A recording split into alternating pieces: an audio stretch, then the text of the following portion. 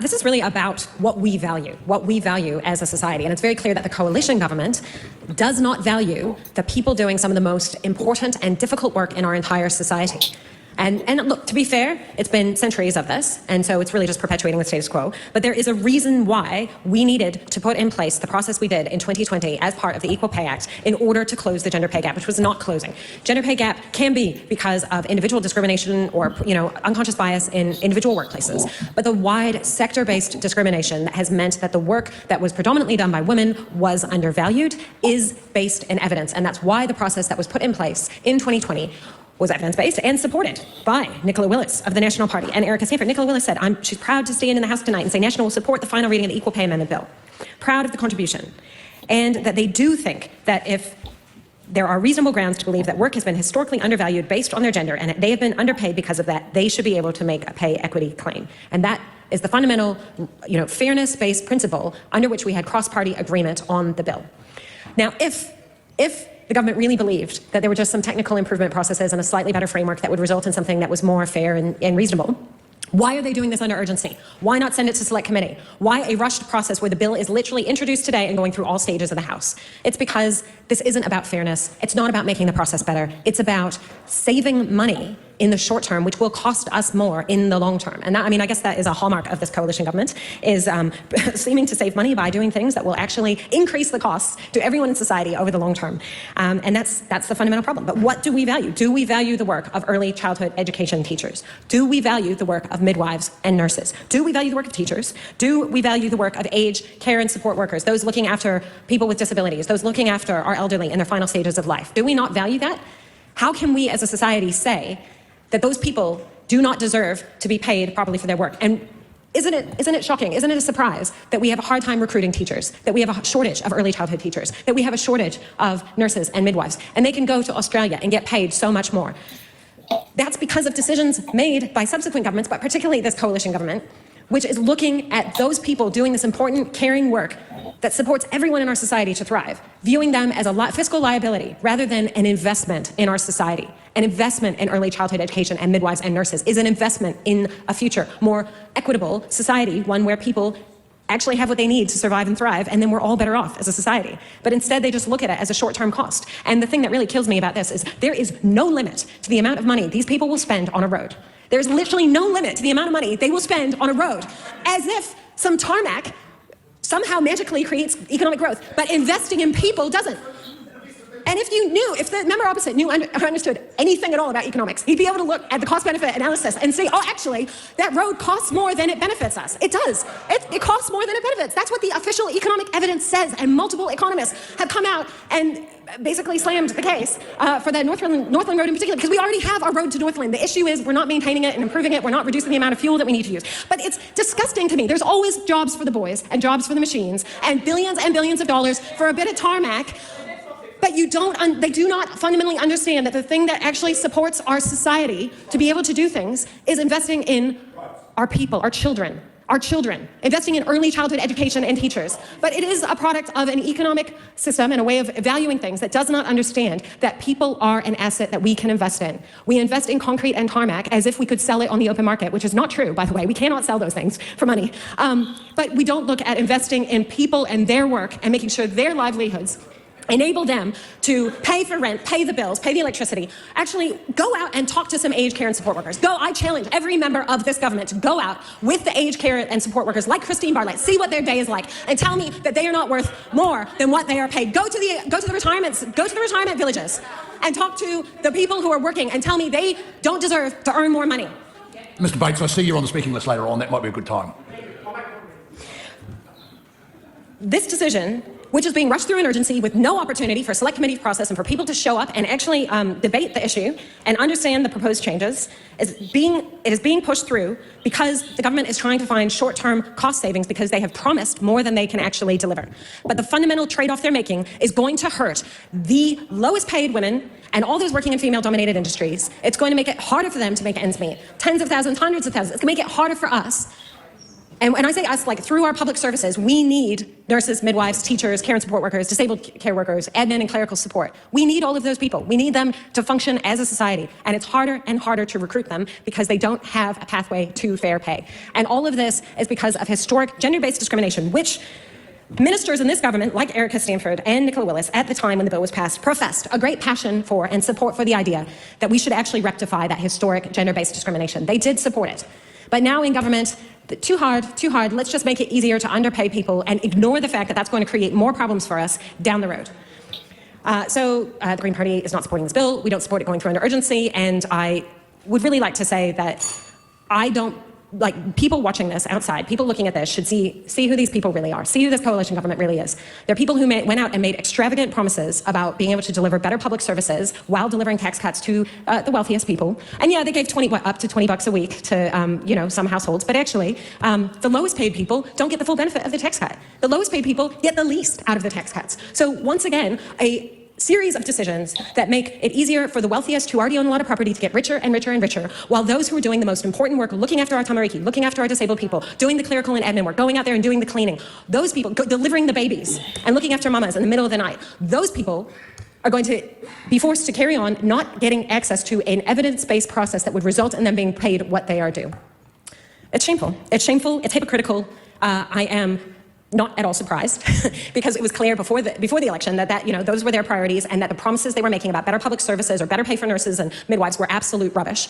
They would never be able to afford to pay for them. But we see when the rubber hits the road, when the really hard decisions have to be made, we see who this coalition government prioritizes and supports, and it is not the hardest working, most marginalized people who are out there are essential workers who deserve fair pay, and they deserve not to be forced to have to be underpaid just because of gender-based discrimination. The Honourable Louise. I love the reference of referring to a tarmac, but it's quite interesting. A piece of tarmac is classed as an asset on a council balance sheet. Yep. A tree isn't, though. Oh, that's a good point. Yes, that's actually a good point. No, a tree isn't. So they cut them down, even though they are actually an asset. It's interesting, isn't it? Because we've had the O2&L thing here for over a decade, and that's been so distressing. I think 5 of the routes were supposed to go through our house, and so it was really unsettling, and just it was like you were displacing people who'd been from their homes, and so I don't think it's quite as straightforward as she put. But I do want to point out too that this whole austerity thing is actually a huge problem, because if you lower the wages of the people that have to spend 100% of their wages every week, and they go into debt, or they can't afford to do things, you're constricting the whole economic market. Whereas if everybody has enough to live, they actually, the poorer people actually put all of their wages back out into the economy, and the economy starts to grow. And austerity always creates a recession. And I don't know why after, it was nearly 40 years, we're still doing it.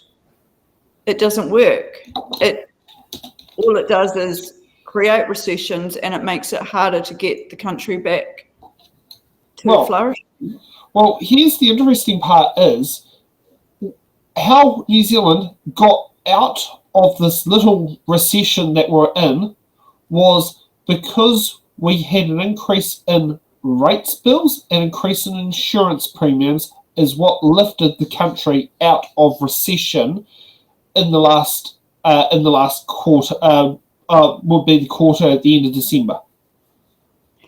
That's like the GDP, though, isn't it? It's not the real economy. Yeah, it doesn't mean a person's necessarily having more money to spend in their pocket. It's just the fact that there's more money flowing. But if your rates bill has gone up, 10% or whatever it is. I know Wellington, we're looking at an average of 15% rates increases. Some of the places around the country are looking at 30. And I mean, actually, I can put this on there now. I've had this as the first year I actually had happen where my insurance premium for my vehicle decreased. But the reason why they decreased is because they dropped the value from being $7,800 down to $5,500, which, okay, it's been 5 years, book values, it drops. So my insurance premiums went down $15 a week. But how the economy grew is, say, your insurance premium is going up $15 a week, which that means the money's not exactly, where's that, that's money you have to spend, like house insurance. You have to have house insurance if you've got a mortgage. Rates. You cannot avoid rates. Okay, you can probably get a rates postponement, but that's a lien on your property. And, and if you don't pay your rates, your council is allowed to go to your bank to actually retrieve the unpaid rates. Which is not commonly used, but has been used before, and it's got recently brought up by the Taxpayers Union, who didn't even know the little thing existed, which I thought was quite funny, considering some of their supporters are on councils. Yeah. But, we can't create economic growth by trying to have us pay more for our bare essentials. No, what you need to be doing is actually getting more money spent into the private market, because that's actually increasing the government's tax revenue. Yeah. So what you want to do is to have everybody that's outside of government employment having their wages go up, which means some of the government employees' wages needs to go up as well. Yeah. Like care workers and things like that, people actually doing practical work, so you can draw people to those jobs. But what happens is they sort of keep doing these restriction and pushing down people. And so then the money in the private market goes down, their tax revenue goes down, and then they have to make all of these cuts. It's partly spending it on irresponsible things, and it's partly not allowing the private market to flourish. So if somebody's rates bill goes up, then they're not buying their coffee every day, and so then your income goes down, so you're paying less tax, and it becomes a vicious cycle. And essentially what you want to do is being able to have people be able to afford those little things that will support local businesses.